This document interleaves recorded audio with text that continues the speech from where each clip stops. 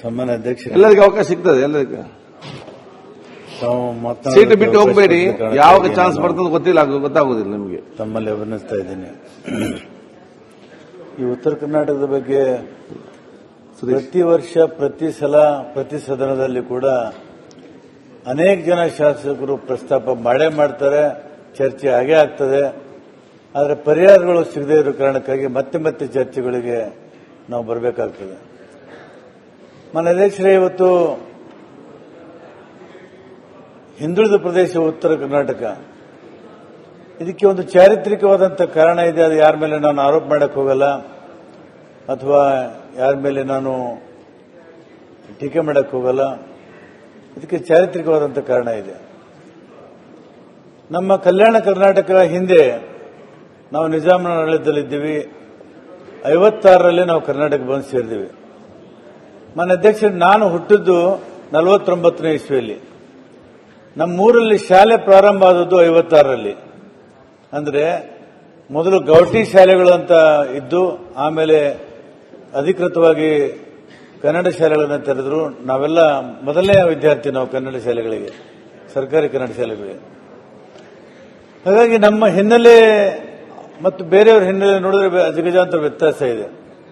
ಮುಂಬೈ ಕರ್ನಾಟಕದಲ್ಲಿ ಬ್ರಿಟಿಷರ ಆಡಳಿತದಲ್ಲಿತ್ತು. ಒಂದು 100 ವರ್ಷ ನಮಗಿಂತ ಶಿಕ್ಷಣದಲ್ಲಿ ಮುಂದಿದ್ದಾರೆ, ಸಂತೋಷ. ಅದಕ್ಕಿಂತ ಮದ್ರಾಸ್ ಪ್ರೊವಿನ್ಸಿಯಲ್ಲಿರ್ತಕ್ಕಂಥವರು ಅವರು ಇನ್ನೂ ಮುಂದಿದ್ದಾರೆ, ಅದು ಅವರಿಗೂ ಸಂತೋಷ. ಆದರೆ ನಾವು ಸಮಾನಾಂತರವಾಗಿ ಈ ಕರ್ನಾಟಕವನ್ನು ಕಟ್ಟಬೇಕು, ಬೆಳೆಸಬೇಕು ಅನ್ನುವಂಥವರು ಇವತ್ತು ನಾವು ಕೆಲವು ಲೋಪದೋಷಗಳನ್ನು ತಿದ್ದುಕೊಳ್ಳಬೇಕಾಗ್ತದೆ ಮತ್ತು ಅದರ ಪರಿಹಾರವನ್ನು ಕಂಡುಹಿಡಿದು ಮುಂದಿನ ಕೆಲಸವನ್ನು ನಾವು ಮಾಡಬೇಕಾಗ್ತದೆ. ಮಾನ್ಯ ಅಧ್ಯಕ್ಷರೇ, ಅನೇಕರು ಬೇರೆ ಬೇರೆ ವಿಷಯ ಮಾತಾಡಿದ್ದಾರೆ. ಅದನ್ನು ಪುನಃ ನಾನು ಪ್ರಸ್ತಾಪ ಮಾಡೋದಕ್ಕೆ ಹೋಗೋದಿಲ್ಲ. ಈಗ SSLC ರಿಸಲ್ಟು ಸುಮಾರು ಕಲ್ಯಾಣ ಕರ್ನಾಟಕದಲ್ಲಿ 2 ಲಕ್ಷ ವಿದ್ಯಾರ್ಥಿಗಳು SSLC ಪರೀಕ್ಷೆಗೆ ಕೂಡ್ತಾರೆ. ಮಾನ್ಯ ಅಧ್ಯಕ್ಷರೇ, ಅದರಲ್ಲಿ 1 ಲಕ್ಷ ವಿದ್ಯಾರ್ಥಿಗಳು ಫೇಲ್ ಆಗ್ತಾರೆ. 1 ಲಕ್ಷ ವಿದ್ಯಾರ್ಥಿಗಳು. ಇದಕ್ಕೆ ಏನಾದರೂ ಕಾರಣ ಇರಬೇಕಲ್ಲ. ಪಾಪ ಎಲ್ಲ ಮಕ್ಕಳು ಪಾಸ್ ಆಗಲೇಬೇಕು ಅಂತ ಅಪೇಕ್ಷೆ ಅಂತ ಕಷ್ಟಪಟ್ಟು ಓದ್ತಾರೆ, ಶಿಕ್ಷಕರು ಓದಿಸ್ತಾರೆ. ಆದರೆ ಫೇಲ್ ಯಾಕೆ ಆಗ್ತಾರೆ? ಫೇಲ್ ಯಾಕೆ ಆಗ್ತಾರೆ ಅಂದ್ರೆ ಅವ್ರ ಮನೆಯಲ್ಲಿ ತಂದೆ ತಾಯಿ ಅಶಿಕ್ಷಿತರು, ಆ ಅಭ್ಯಾಸದ ಬಗ್ಗೆ ಅವರಿಗೆ ಅಷ್ಟೊಂದು ಮಹತ್ವ ಗೊತ್ತಿಲ್ಲ. ಮನೆಯಲ್ಲಿ ಬಂದರೆ ಅವರನ್ನು ಕಾಳಜಿ ಕೊಟ್ಟು ಓದಿಸೋದಿಲ್ಲ. ಹಾಗಾಗಿ ಪಾಪ ಮಕ್ಕಳಿಗೆ ಸರಿಯಾಗಿ ಶಾಲೆಯಲ್ಲಿ ಪಾಠನೂ ಹೇಳ್ಕೊಡೋದಿಲ್ಲ, ಮನೆಯಲ್ಲಿ ಕೂಡ ಓದೋದಿಲ್ಲ. ಈ SSLC ಪರೀಕ್ಷೆಯಲ್ಲಿ ಫೇಲ್ ಆಗ್ತಾರೆ. ಮಾನ್ಯ ಅಧ್ಯಕ್ಷರೇ, 2024-25ರಲ್ಲಿ ದಕ್ಷಿಣ ಕನ್ನಡ ಜಿಲ್ಲೆಯಲ್ಲಿ, ತಮ್ಮ ಜಿಲ್ಲೆಯಲ್ಲಿ ಮಾನ್ಯ ಅಧ್ಯಕ್ಷರೇ, 90.12% ಫಲಿತಾಂಶ ನಮ್ಮಲ್ಲಿ ಬಂದಿದೆ ದಕ್ಷಿಣ ಕನ್ನಡದಲ್ಲಿ. ಬಹಳ ಸಂತೋಷ. ಇವತ್ತು ದಕ್ಷಿಣ ಕರ್ನಾಟಕದಲ್ಲಿ ನಮ್ಮ ಮಕ್ಕಳು ಅಲ್ಲಿ ಪ್ರತಿಭೆಯನ್ನು ತೋರಿಸ್ತಾ ಇರೋದು, ಮುಂದೆ ಹೋಗ್ತಾ ಇರೋದು, ನಾವೆಲ್ಲ ಸಂತೋಷ ಪಡ್ತೀವಿ. ಅದೇ ತರ ಉಡುಪಿ ಜಿಲ್ಲೆಯಲ್ಲಿ ಬೇರ್ಪಡೋದು ರಿಸಲ್ಟ್ ಬರಲಿಕ್ಕೆ ಮಕ್ಕಳು ಮಾತ್ರ ಅಲ್ಲ, ಅವ್ರ ಹೆತ್ತವ್ರು ಕೂಡ ಪ್ರಮುಖ ಕಾರಣ. ನಾನು ಅದನ್ನು ಹೇಳಿಲ್ಲ ಅಧ್ಯಕ್ಷರೇ. ಈಗ ನಮ್ಮ ತಂದೆ ತಾಯಿಗಳಿಗೆ ಕನ್ನಡವೂ ಬರಲ್ಲ, ಯಾವ ಭಾಷೆನೂ ಬರಲ್ಲ, ಓದಕ್ಕೂ ಬರಲ್ಲ, ಮಕ್ಕಳಿಗೆ ಏನು ಓದಿಸ್ತಾರೆ? ಅವ್ರ ಮನೆಯಲ್ಲಿ ಮಕ್ಕಳು ಕೂಡ ಜವಾಬ್ದಾರಿ ಪಾಲಕರು ತಗೋಬೇಕಾಗ್ತದೆ. ಆದರೆ ದುರ್ದೈವದಿಂದ ಆ ತಂದೆ ತಾಯಿಗಳೇ ಶಿಕ್ಷಣ ಕಲ್ತಿಲ್ಲ ನಮ್ಮಲ್ಲಿ. ನಾನೇ ಮೊದಲೇ ಕನ್ನಡ ಶಾಲೆಗೆ ಪ್ರಾಥಮಿಕ ಹಂತದಲ್ಲಿ ಸೇರಿಕಾದಂಥ ವಿದ್ಯಾರ್ಥಿ ನಾನು ನಮ್ಮೂರಲ್ಲಿ. ಹಾಗಾಗಿ ಚಾರಿತ್ರಿಕ ಕಾರಣದೆ ಅಂತ ನಾನು ಅದಕ್ಕೆ ಹೇಳಿದೆ. ನಾನು ಈ ಉಡುಪಿ ಜಿಲ್ಲೆಗೆ ಬಂದರೆ, ನಿಮ್ಮ ಉಡುಪಿ ಜಿಲ್ಲೆಯಲ್ಲಿ 89.96%. ಅದೇ ಮಾನ್ಯ ಅಧ್ಯಕ್ಷರೇ, ಕಲಬುರಗಿ ಜಿಲ್ಲೆ ಬಂದರೆ 42.43%, ಅರ್ಧಕ್ಕಿಂತ ಕಡಿಮೆ. ಅದೇ ರೀತಿ ಕಲಬುರಗಿ ಜಿಲ್ಲೆ ಕೊನೆ ಸ್ಥಾನ, ಕಲಬುರಗಿ ಜಿಲ್ಲೆ ಕೊನೆ ಸ್ಥಾನ ಇದು ಪ್ರತಿ ವರ್ಷ.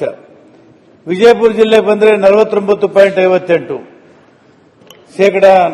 42.43% ಫಲಿತಾಂಶ. ಮೈಸೂರು ಕೊನೆ ಸ್ಥಾನ ವಿಜಯಪುರ ಜಿಲ್ಲೆ. ಯಾದಗಿರಿ ಜಿಲ್ಲೆ ಬಂದರೆ 51.6%, 52.6%. ಬೀದರ್ ಜಿಲ್ಲೆಗೆ ಬಂದರೆ 53.25%. ಕೊಪ್ಪಳ ಜಿಲ್ಲೆಗೆ ಬಂದರೆ 57.32%. ಬಳ್ಳಾರಿ ಜಿಲ್ಲೆಗೆ ಬಂದರೆ 60.20%. ಕಲಬುರಗಿ ಜಿಲ್ಲೆಯ ಫಲಿತಾಂಶ ದಕ್ಷಿಣ ಕನ್ನಡ ಜಿಲ್ಲೆಗಿಂತ ಅರ್ಧಕ್ಕಿಂತ ಕಡಿಮೆ ಇರೋದು ನಮಗೆ ಶೋಭೆ ತರ್ತದೆ. ಮಾನ್ಯ ಅಧ್ಯಕ್ಷ, ಕರ್ನಾಟಕಕ್ಕೆ, ಕಲ್ಯಾಣ ಕರ್ನಾಟಕಕ್ಕೆ ಶೋಭೆ ತರ್ತದೆ. ಒಂದು ಸರ್ಕಾರ ಇದೆ, ಜವಾಬ್ದಾರಿ ಸರ್ಕಾರ ಇದೆ, ಶಾಲೆಗಳನ್ನು ಕಟ್ಟಿದ್ದೀವಿ, ಅಲ್ಲಿ ಓದ್ತಾ ಇದ್ದಾರೆ ಮಕ್ಕಳು. ಹಾಕಿ ಆದರೆ ಫಲಿತಾಂಶದಲ್ಲಿ ನಾವು ಹಿಂದೆ ಬೀಳ್ತಾ ಇದ್ದೀವಿ. ಇದ್ರ ಬಗ್ಗೆ ನಾವು ವಿಶೇಷವಾದಂಥ ಏನಾದರೂ ಚಿಂತನೆ ಮಾಡಿದ್ದೇವೆ, ಇದಕ್ಕೇನಾದರೂ ಒಂದು ಪೂರಕವಾದಂತಹ ಒಂದು ವ್ಯವಸ್ಥೆಯನ್ನು ಕಟ್ಟಿ ಮಕ್ಕಳಿಗೆ ಉತ್ತಮವಾದಂಥ ಗುಣಮಟ್ಟದ ಶಿಕ್ಷಣವನ್ನು ಕೊಡಬೇಕಂತ ನಾವೇನಾದರೂ ಪ್ರಯತ್ನ ಮಾಡಿದ್ದೇವೆ. ಪರೀಕ್ಷೆಯಲ್ಲಿ ಮಕ್ಕಳು ಫೇಲ್ ಆಗ್ತಾರೆ, ಆಮೇಲೆ ಪತ್ರಿಕೆಯಲ್ಲಿ ಬರ್ತದೆ, ಪತ್ರಿಕೆ ಬಂದ ಮೇಲೆ ಆರೋಪ ಪ್ರತ್ಯಾರೋಪಗಳು ನಡೀತವೆ. ಸರ್ಕಾರದವರು ಏನ್ ಮಾಡ್ತಾರೆ, ಶಿಕ್ಷಕರ ಮೇಲೆ ಸವಾರಿ ಮಾಡ್ತಾರೆ. ಶಿಕ್ಷಕರದ್ದು ತಪ್ಪಿದೆ, ಪಾಲಕರದ್ದು ತಪ್ಪಿದೆ, ಆದ್ರೆ ಮಕ್ಕಳು ಪಾಪ ಏನ್ ಮಾಡಿದ್ದಾರೆ, ಅವ್ರು ಯಾವ ಪಾಪ ಮಾಡಿದ್ದಾರೆ? ಆ ಮಕ್ಕಳು ಫೇಲ್ ಆದ್ಮೇಲೆ ಮನೆ ಅಧ್ಯಕ್ಷರೇ ಒಂದ್ಸಲ ಅಲ್ಲ, ಸಪ್ಲಿಮೆಂಟರಿ ಎಕ್ಸಾಮಿನೇಷನ್ ಒಂದು ಸಲ, ಮೂರು ಸಲನೂ ಸಪ್ಲಿಮೆಂಟರಿ ಎಕ್ಸಾಮಿನೇಷನ್ ತಗೊಂಡು ಕೊನೆಗೆ ಪಾಸಿಂಗ್ ಮಾರ್ಕ್ಸ್ ಹಾಕಿ ಅವರಿಗೆ ಪಾಸ್ ಮಾಡಿ ಕಳಿಸ್ತೀವಿ. ಮುಂದೆ ಅವರು ಕಾಲೇಜುಗಳಿಗೆ ಹೋದಾಗ ಅವರು ಮತ್ತೆ ಡ್ರಾಪ್ಔಟ್ ಆಗಿ ವಾಪಸ್ ಬರ್ತಾರೆ, ಯಾಕಂದ್ರೆ ಗುಣಮಟ್ಟದ ಶಿಕ್ಷಣ ಕೊಡಕ್ಕಾಗ್ತಾ ಇಲ್ಲ. ಇಂಥ ಒಂದು ಪರಿಸ್ಥಿತಿಯಲ್ಲಿ ಇವತ್ತು ಏನು ನಮ್ಮ ಬಾಬಾ ಸಾಹೇಬ್ ಅಂಬೇಡ್ಕರ್ ಶಿಕ್ಷಣಕ್ಕೆ ಮಹತ್ವವನ್ನು ಕೊಟ್ಟಿದ್ರು. ಆ ಶಿಕ್ಷಣಕ್ಕೆ ಮಹತ್ವವನ್ನು ಕೊಡೋದೇ ಹೋಗಿದ್ರೆ ಅಭಿವೃದ್ಧಿಗೆ ಯಾವುದೂ ಬೆಲೆ ಇಲ್ಲ, ಯಾವುದೂ ಅರ್ಥ ಇಲ್ಲ ಅನ್ನೋಂಥ ಮಾತನ್ನ ತಮ್ಮ ಮುಖಾಂತರ ಸರ್ಕಾರಕ್ಕೆ ಹೇಳಲಿಕ್ಕೆ ಬಯಸ್ತಾ ಇದ್ದೆ. ಮನೆ ಅಧ್ಯಕ್ಷರೇ, ಈ ಅತಿಥಿ ಶಿಕ್ಷಕರನ್ನ ಮೊದಲೇ ನಮ್ಮ ರಾಜ್ಯದಲ್ಲಿ 58,000 ಶಿಕ್ಷಕರ ಹುದ್ದೆಗಳು ಖಾಲಿ ಇದ್ದಾವೆ. 58,000.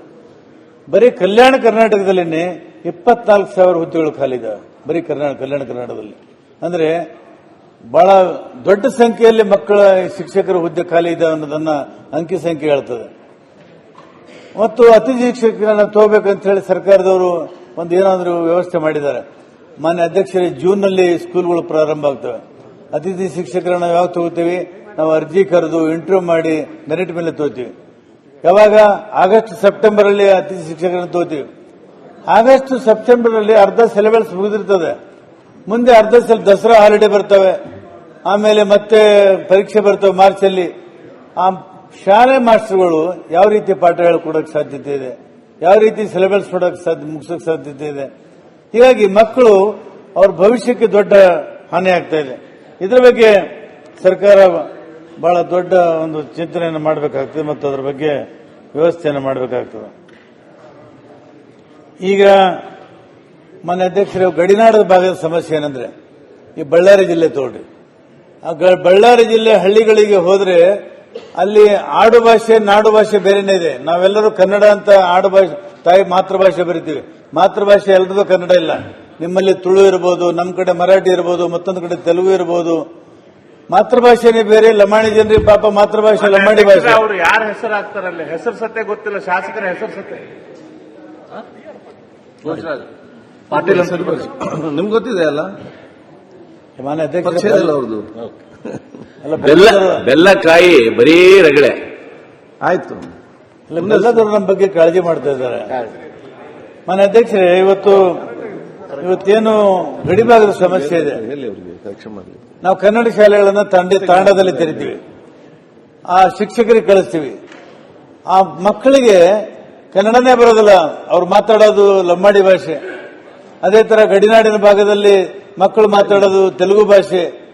ಅಲ್ಲಿ ಗಡಿನಾಡಿನಲ್ಲಿ ಮರಾಠಿ ಭಾಷೆ ಮಾತಾಡೋದು ಶಿಕ್ಷಕರು ಅಲ್ಲಿ ಸಿಗೋದಿಲ್ಲ, ಕನ್ನಡ ಎಲ್ಲ ಕಡೆ ಸಿಗೋದಿಲ್ಲ.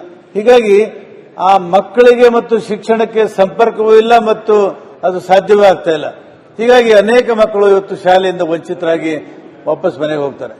ಅದು ನಮ್ಮ ಭಾಗದಲ್ಲಂತೂ ದೊಡ್ಡ ಸಮಸ್ಯೆ. ಮಾನ್ಯ ಅಧ್ಯಕ್ಷರೇ, ಈ ಬರಗಾಲದಲ್ಲಿ ಪಠ್ಯಪಾಠಿಗಾಗಿ ಬೇರೆ ಕಡೆ ಗುಳೆ ಹೋಗ್ತಾರೆ. ಗುಳೆ ಹೋದಾಗ ಅಲ್ಲಿ ತಮ್ಮ ಮಕ್ಕಳನ್ನ ಕರ್ಕೊಂಡು ಹೋಗ್ತಾರೆ, ಅಲ್ಲಿ ಶಾಲೆ ಬಿಟ್ಟು ಬರ್ತಾರೆ, ಅಲ್ಲಿ ಹೋಗಿ ಮರಾಠಿ ಕಲಿಸ್ತಾರೆ, ತೆಲುಗು ಕಲಿಸ್ತಾರೆ, ಬೇರೆ ಬೇರೆ ಭಾಷೆ ಕಲಿಸ್ತಾರೆ. ವಾಪಸ್ ಮತ್ತೆ ಬಂದಾಗ ಆ ಕಡೆ ಆ ಮಕ್ಕಳಿಗೆ ತೆಲುಗುನೂ ಬರಲ್ಲ, ಮರಾಠಿನೂ ಬರಲ್ಲ, ಕನ್ನಡವೂ ಬರಲ್ಲ, ಇಂಗ್ಲಿಷ್ ಅಂತೂ ಬಂದೇ ಬರಲ್ಲ.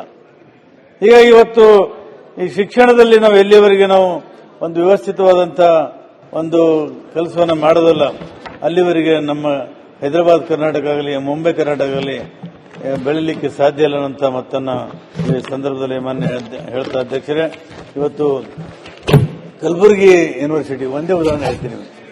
ಕಲಬುರಗಿ ಯೂನಿವರ್ಸಿಟಿಯಲ್ಲಿ 93% ಬೋಧಕರ ಹುದ್ದೆಗಳು ಖಾಲಿ ಇದಾವೆ, ಲೆಕ್ಚರರ್ಸ್ ಪ್ರೊಫೆಸರ್ಸ್ ಇಲ್ಲ. 93%. ಮಾನ್ಯ ಅಧ್ಯಕ್ಷರೇ, ಆ ಭಾಗ ಪ್ರದೇಶ ಮುಂದುವರಬೇಕಂದ್ರೆ ಇವತ್ತು ಯೂನಿವರ್ಸಿಟಿಗಳಲ್ಲಿ ಶಿಕ್ಷಕರೇ ಇಲ್ಲ, ಟೀಚರ್ಸ್ ಇಲ್ಲ. ಅದೇ ಪರಿಸ್ಥಿತಿ ಕೃಷಿ ವಿಶ್ವವಿದ್ಯಾಲಯ ರಾಯಚೂರಿಗೂ ಇದೆ. ಅದೇ ಪರಿಸ್ಥಿತಿ ಬೀದರ್ದ ವೆಟರ್ನರಿ ಯೂನಿವರ್ಸಿಟಿಗಿದೆ. ಅಲ್ಲಿ ಅನುದಾನ ನಾವು ಕೊಡ್ತಾ ಇಲ್ಲ. ಆದರೆ ವಿಶ್ವವಿದ್ಯಾಲಯಗಳು ನಡಿಬೇಕಂದ್ರೆ ಹೇಗೆ ಸಾಧ್ಯತೆ? ಮಕ್ಕಳಿಗೆ ಕಾಂಪಿಟೇಟಿವ್ ಎಕ್ಸಾಮಿನೇಷನ್ ಪಾಸ್ ಮಾಡಕ್ಕೆ ಹೇಗೆ ಸಾಧ್ಯತೆ ಇದೆ? ಮಾನ್ಯ ಅಧ್ಯಕ್ಷರೇ, ನೀವು ಮೊನ್ನೆ ನಿಮ್ಮ ನೇತೃತ್ವದಲ್ಲಿ ನಮ್ಮನ್ನು ಅಮೆರಿಕ ಕರ್ಕೊಂಡು ಹೋಗಿದ್ರಿ, ಬೋಸ್ಟನ್ದಲ್ಲಿರ್ತಕ್ಕಂಥ ಒಂದು ಸಮ್ಮೇಳನಕ್ಕೆ. ಮಾನ್ಯ ಅಧ್ಯಕ್ಷರೇ, ಅಲ್ಲಿ ನೀವು ಸೇರಿ ಒಂದು 3-4 ಕಡೆ ಯೂನಿವರ್ಸಿಟಿಗಳಿಗೆ ಭೇಟಿ ಕೊಟ್ಟಿವಿ. ಅಲ್ಲಿ ಸಂಶೋಧನೆಗೆ ಎಷ್ಟು ದೊಡ್ಡ ಮಹತ್ವ ಕೊಟ್ಟು ಖರ್ಚು ಮಾಡ್ತಾ ಇದ್ದಾರೆ. ನಮ್ಮಲ್ಲಿ ಇವತ್ತು ಯೂನಿವರ್ಸಿಟಿಗಳಲ್ಲಿ ಪ್ರೊಫೆಸರ್ ಅಪಾಯಿಂಟ್ಮೆಂಟ್ ಮಾಡಿಲ್ಲ, ಟೀಚರ್ಸೇ ಇಲ್ಲ. ಆ ಮಕ್ಕಳು ಪಾಠ ಹೆಂಗ್ ಮಾಡ್ತಾರೆ, PhD ಹೆಂಗ್ ಮಾಡ್ತಾರೆ, MPhil ಹೆಂಗ್ ಮಾಡ್ತಾರೆ, ಗೈಡ್ ಇಲ್ಲ ಅವರಿಗೆ. ಈ ಪರಿಸ್ಥಿತಿ ಆ ಮಕ್ಕಳದಿದೆ. ಇದು ಸಾಮಾನ್ಯವಾಗಿ ಬಹುತೇಕ ಹೊಸದಾಗಿ ವಿಶ್ವವಿದ್ಯಾಲಯಗಳನ್ನು ಸ್ಥಾಪನೆ ಮಾಡಿದಾರಲ್ಲ, ಅಲ್ಲಿ ಕೂಡ ಅನುದಾನ ಇಲ್ಲ. ನನ್ನ ಸಿಂಡಿಕೇಟ್ ಮೆಂಬರ್ ಮಾಡಿದ್ದಾರೆ ಮೊನ್ನೆ ಮುಖ್ಯಮಂತ್ರಿಗಳು. ಎಲ್ಲಿ? ಹಂಪಿ ಯೂನಿವರ್ಸಿಟಿಗೆ. ಹಂಪಿ ಯೂನಿವರ್ಸಿಟಿ ಬಹಳ ದೊಡ್ಡ ಕನಸನ್ನು ಕಂಡು ಕಟ್ಟಿದಂತ ಹಂಪಿ ಯೂನಿವರ್ಸಿಟಿ, ಅಲ್ಲಿ ಕೂಡ ಅನುದಾನ ಇಲ್ಲ. ಅಲ್ಲಿ ಸಾಮಾನ್ಯ ಕೆಲಸಗಾರರಿಗೆ, ಅಲ್ಲಿ ಡಿ ಗ್ರೂಪ್ ನೌಕರರಿಗೆ ಕೊಡೋದಕ್ಕೆ ಸಂಬಳ ಇಲ್ಲ. ಪಾಪ ಅವರು ಅಳ್ತಾ ಇದ್ರು ನಾನು ಹೋದಾಗ. ಹೀಗಾಗಿ ಇವತ್ತು ಶಿಕ್ಷಣದ ಬಗ್ಗೆ ನಮ್ಮ ಸರ್ಕಾರ ಅತಿ ಹೆಚ್ಚು ಮಹತ್ವ ಕೊಡದೆ ಹೋಗಿದ್ರೆ ಇವತ್ತು ನಮ್ಮ ಮಕ್ಕಳಿಗೆ ಭವಿಷ್ಯವನ್ನು ನಿರ್ಮಾಣ ಮಾಡಕ್ಕೆ ಸಾಧ್ಯವಾಗದಿಲ್ಲ. ಮಾನ್ಯ ಅಧ್ಯಕ್ಷರೇ, ಅದಕ್ಕೆ ಶಿಕ್ಷಣದ ಬಗ್ಗೆ ಹೆಚ್ಚು ಮಹತ್ವವನ್ನು ಕೊಡಬೇಕು ಅಂತ ನಾನು ಈ ಸಂದರ್ಭದಲ್ಲಿ ಹೇಳಲಿಕ್ಕೆ ಬಯಸ್ತಾ ಇದ್ದೇನೆ. ಅನ್ಯಾಯ ಅಂತೂ ಆಗಿದೆ, ಕಾರಣಾಂತರಗಳಿಂದ ಅನ್ಯಾಯ ಆಗಿದೆ. ಆದರೆ ಅನ್ಯಾಯನ ಸರಿಪಡಿಸಬೇಕಲ್ಲ ಮಾನ್ಯ ಅಧ್ಯಕ್ಷರೇ. ಇವತ್ತು KKRDBಲಿಂದ ನಮಗೆ ದುಡ್ಡು ಬರ್ತಾ ಇದೆ, ಶಾಲೆಗಳು ಕಟ್ಟಿಸ್ತಾ ಇದ್ದೀವಿ, ಅತಿಥಿ ಶಿಕ್ಷಕರನ್ನು ತೋತಾ ಇದ್ದೀವಿ. ಇದು ಟೆಂಪರರಿ ಅರೇಂಜ್ಮೆಂಟ್. ಆದರೆ ನನ್ನ ಕ್ಷೇತ್ರದಲ್ಲಿ KKRDBಯಿಂದ 5 ಹೈಸ್ಕೂಲು 5 ಜೂನಿಯರ್ ಕಾಲೇಜುಗಳನ್ನು ನಾನು ತಗೊಂಡು 1 ವರ್ಷ ಆಯ್ತು ಮಾನ್ಯ ಅಧ್ಯಕ್ಷರೇ. ಇವತ್ತಿನವರೆಗೂ ಶಿಕ್ಷಕರಿಲ್ಲ. ಮೊನ್ನೆ ಕಾಲಿಂಗ್ ಅಟೆನ್ಷನ್ ಆದಾಗ ಕಾರ್ಯದರ್ಶಿಗಳು, ಮಂತ್ರಿಗಳು, ನಮ್ಮ KKRDB ಅಧ್ಯಕ್ಷರು ಕಲಿತು ಚರ್ಚೆ ಮಾಡಿ ಏನೋ ಪರಿಹಾರ ಕಂಡುಹಿಡ್ತೀವಿ, ನಾವು ಸಮಸ್ಯೆ ಬಗೆಹರಿಸ್ತೀವಿ ಅನ್ನೋ ಮಾತನ್ನು ಹೇಳಿದ್ದಾರೆ. 6 ತಿಂಗಳಾಯ್ತು ಶಿಕ್ಷಕರಿಲ್ಲ ಮಾನ್ಯ ಅಧ್ಯಕ್ಷರೇ. ಹೈಸ್ಕೂಲ್ಗಳು ಪ್ರಾರಂಭ ಮಾಡಿದ್ವಿ. ಆದರೆ ಮಕ್ಕಳು ಪಾಪ 6 ತಿಂಗಳು ಅವ್ರು ಏನ್ ಮಾಡಬೇಕು? ತಂದೆ ತಾಯಿ ಆ ಶಾಲೆಯಿಂದ ಬಿಡಿಸ್ಕೊಂಡು ಬೇರೆ ಹೈಸ್ಕೂಲಿಗೆ ಅಡ್ಮಿಷನ್ ಮಾಡಿಸಕ್ಕೆ ತಗೊಂಡು ಹೊರಟಿದ್ದಾರೆ. ಇದು ಪರಿಸ್ಥಿತಿ ನಮ್ಮದು. ಹೀಗಾಗಿ ಇವತ್ತು ಏನಾದರೂ ಒಂದು ವ್ಯವಸ್ಥೆ ಮಾಡಿದ್ರೆ ಅದಕ್ಕೆ ಶಾಶ್ವತವಾಗಿ ಮಾಡಬೇಕು. ಪ್ರಾರಂಭದಲ್ಲಿ 5 ಹೈಸ್ಕೂಲ್ 5 ಜೂನಿಯರ್ ಕಾಲೇಜುಗಳನ್ನು ನಮ್ಮ ಕ್ಷೇತ್ರದಲ್ಲಿ ಕೊಡುವಾಗ ಅದಕ್ಕೆ ಹಣಕಾಸು ಇಲಾಖೆಯವರು ತಾತ್ವಿಕವಾಗಿ ಒಪ್ಪಿಗೆಯನ್ನು ಕೊಟ್ಟಿದ್ದಾರೆ. ಈಗ ಹೇಳ್ತಾರೆ ಸ್ಯಾಂಕ್ಷನ್ ಪೋಸ್ಟ್ ಇಲ್ಲ, ಹಾಗಾಗಿ ಕೊಡಕ್ಕಾಗಲ್ಲ ಅಂತ ಹೇಳ್ತಾರೆ. ಅರೆ, ನೀವು ಒಂದ್ಸಲ ತಾತ್ವಿಕವಾಗಿ ಒಪ್ಪಿಗೆ ಕೊಟ್ಟ ಮೇಲೆ ಹಣಕಾಸು ಇಲಾಖೆಯ ಜವಾಬ್ದಾರಿ ಆಗ್ತದೆ. ಅದನ್ನು ಅನುದಾನವನ್ನು ಯಾವ ರೀತಿ ಒದಗಿಸಬೇಕು, ಅದನ್ನು ಯಾವ ತರ ಕೊಡಬೇಕು ಅನ್ನೋದನ್ನ ಲೆಕ್ಕ ಹಾಕಿ ನೀವು ಮಾಡಬೇಕಾಗ್ತದೆ. ಅದರ ಯೋಚನೆ ಮಾಡಿಲ್ಲ. ಇವತ್ತು ಹೈಸ್ಕೂಲ್ ತೆರೆದಿದ್ದೀವಿ, ಮಕ್ಕಳಿಗೆ ಶಿಕ್ಷಕರೇ ಇಲ್ಲ. ಜೂನಿಯರ್ ಕಾಲೇಜ್ ಶಿಕ್ಷಕರು ಕೊಟ್ಟಿದ್ದಾರೆ ನೋಡಿ. ಮಾನ್ಯ ಅಧ್ಯಕ್ಷರೇ, ಸಚಿವಾಲಯ ಒಂದೇ, ಪ್ರಿನ್ಸಿಪಲ್ ಸೆಕ್ರೆಟರಿ ಒಂದೇ, ಪಾಲಿಸಿ ಒಂದೇ, KKRDB ದುಡ್ಡು ಒಂದೇ. PUCನಲ್ಲಿ ಸಂಬಳ ಮಾಡಿದ್ದಾರೆ, ಆದರೆ ಹೈಸ್ಕೂಲಲ್ಲಿ ಸಂಬಳ ಮಾಡಿಲ್ಲ. ಅಂದ್ರೆ ಯಾವ ರೀತಿಯಾಗಿ ಇಲಾಖೆಯವರು ಕೆಲಸ ಮಾಡ್ತಾ ಇದ್ದಾರೆ? ನಿಮಗೆ ಬರ್ತದೆ, PUCನೂ ನಿಮಗೆ ಬರ್ತದೆ, ಹೈಸ್ಕೂಲು ನಿಮಗೆ ಬರ್ತದೆ. ತಾತ್ವಿಕವಾಗಿ ಒಪ್ಪಿಗೆ ಕೊಟ್ಟಿದ್ದೀರಿ. ಆದರೆ ಜೂನಿಯರ್ ಕಾಲೇಜ್ ಶಿಕ್ಷಕರನ್ನು ನೇಮಕಾತಿ ಮಾಡಿಕೊಳ್ಳೋದಕ್ಕೆ ಅನುಮತಿ ಕೊಟ್ಟಿರಿ, ಹೈಸ್ಕೂಲ್ ಶಿಕ್ಷಕರನ್ನು ನೇಮಕಾತಿ ಮಾಡಿಕೊಳ್ಳೋದಕ್ಕೆ ಅನುಮತಿ ಕೊಟ್ಟಿಲ್ಲ. ಅದು 5 ಜೂನಿಯರ್ ಕಾಲೇಜಿನ ಶಿಕ್ಷಕರಿಗೆ ಇವತ್ತು ಕೂಡ ₹1 ಸಂಬಳ ಕೊಟ್ಟಿಲ್ಲ, ಇವತ್ತು ಕೂಡ. ಹೀಗಾಗಿ ಇವತ್ತು ಮಕ್ಕಳಿಗೆ ಬಹಳ ಅನ್ಯಾಯ ಆಗ್ತಾ ಇದೆ. ಇದನ್ನು ಸರಿಪಡಿಸಬೇಕಾದ್ರೆ ನಮ್ಮ ಸರ್ಕಾರ ಹೆಚ್ಚಿನ ಮಹತ್ವವನ್ನು ಕೊಟ್ಟು ಈ ಭಾಗದಲ್ಲಿ ಕೆಲಸ ಮಾಡಬೇಕು ಅಂತ ನಾನು ಸರ್ಕಾರಕ್ಕೆ ವಿನಂತಿಯನ್ನು ಮಾಡ್ಕೊತಾ ಇದ್ದೇನೆ.